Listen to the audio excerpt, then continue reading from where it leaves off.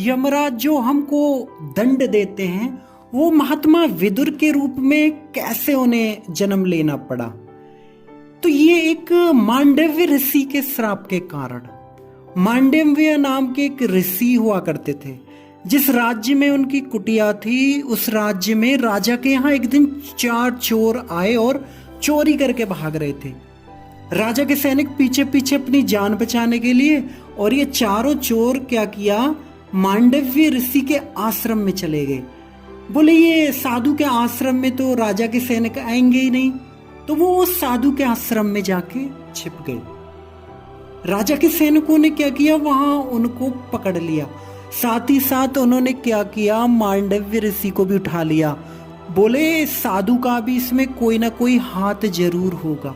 उन सैनिकों ने कहा कि अब ऐसा करो, इन 5 को लेके चलो राजा के पास। तो राजा से कहा उन्होंने, सैनिकों ने, कि इन 5 का क्या करें महाराज। राजा ने क्या किया, उनको आज्ञा दे दी कि इन 5 को आप सूली पे चढ़ा दो। अब 5 को चढ़ाया गया तो 4 तो तुरंत मर गए, लेकिन वह साधु को कुछ भी नहीं हुआ।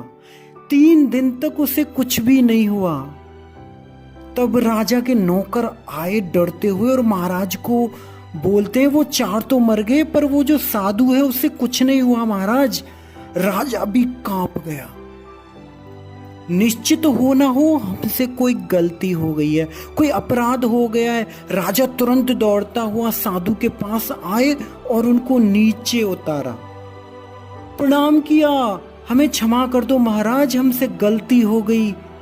अब तो मांडव्य ऋषि को तो एकदम परम आक्रोश आ गया, गुस्से में आ गए। बोले तेरी कोई गलती नहीं है, गलती ना उस यमराज की है।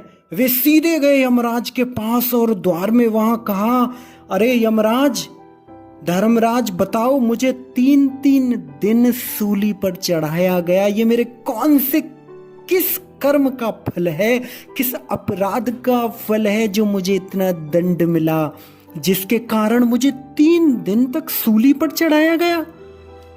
तब यमराज जी ने कहा, हे मांडव्य ऋषि, जब आप 5 साल के बालक थे ना, तब आपने एक पतंगे को एक छोटा सा कांटा, एक कांटा जो छोटा सा होता है, एक पतंगे को आपने मारा था। उस अपराध का फल आपको सूली पर चढ़ना पड़ा, जिसके कारण।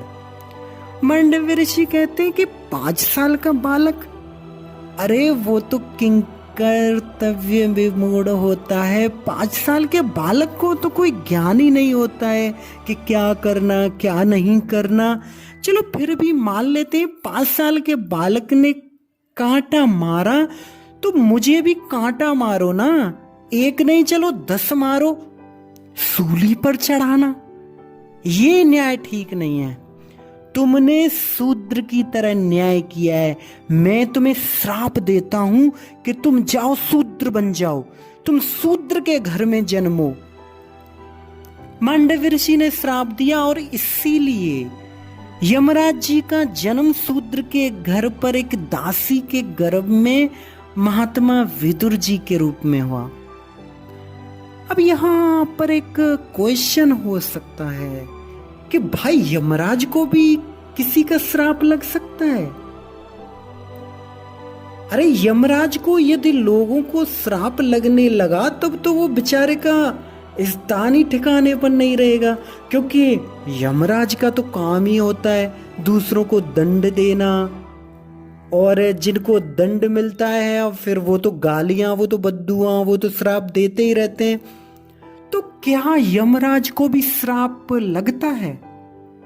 भागवत में मर्मज्ञ जो लोग, जो आचार्य लोग, विद्वान लोग कहते हैं कि यमराज जो हैं धर्मराज को कभी किसी का श्राप नहीं लग सकता। वास्तव में ये जो कुछ भी हुआ इसके पीछे एकमात्र भगवान कृष्ण की इच्छा थी। कृष्ण की प्रेरणा से ही ये सब हुआ, क्योंकि एक दिन यमराज जी ना भगवान कृष्ण के पास गए और कहा, प्रभु आपने मुझे कौन सी सेवा में लगा दिया है? अगर आप मुझे किसी मठ मंदिर में जैसे सेवा होती है ठाकुर जी की, आरती करना, झाड़ू लगाना, रसोई करना, कोई ऐसी ही सेवा में लगा देते।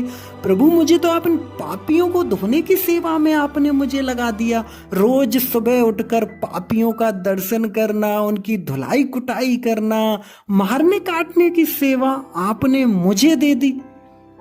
प्रभु मुझे इन सबसे थोड़ा सा टाइम आप मुझे दे दीजिए, थोड़ा सा, कि ताकि मैं कुछ तीर्थाटन कर सकूं, साधु संग कर सकूं।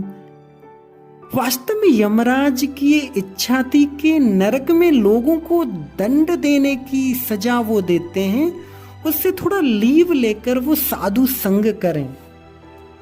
तो भगवान ने उनकी जब ये प्रार्थना सुनी तो तथास्तु कहा और ये लीला रची कि यमराज जी साधु संग कर सकें। तो इस प्रकार भगवान की प्रेरणा से ही उनका जो है दूसरा जन्म यमराज जी का महात्मा विदुर के घर, विदुर के रूप में उनका जन्म हुआ।